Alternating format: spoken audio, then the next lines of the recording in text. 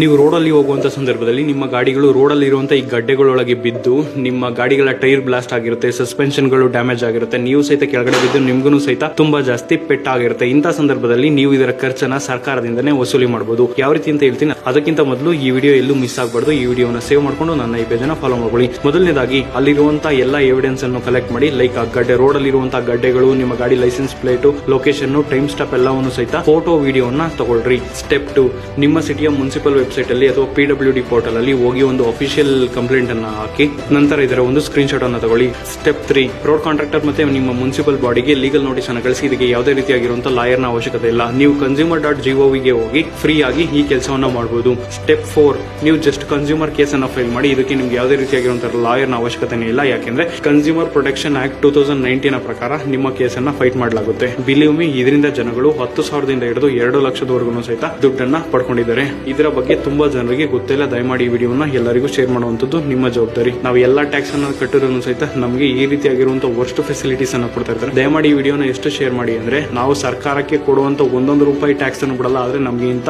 Worst service ಅನ್ನ ಕೊಡ್ತಿರ್ತಾರೆ. ಇದಕ್ಕೆ ನಮಗೂ ಸಹಿತ ಏನಾದ್ರು ಆದ್ರೆ ನಮಗೂ ಸಹಿತ ಕಾಂಪನ್ಸೇಷನ್ ಬೇಕು. ಇದು ನಮ್ಮೆಲ್ಲರ ಹಕ್ಕು. ದಯಮಾಡಿ ಈ ವಿಡಿಯೋನ ಪ್ರತಿಯೊಬ್ಬರಿಗೂ ಶೇರ್ ಮಾಡಿ. ನಮಸ್ತೆ, ಜೈ ಹಿಂದ್.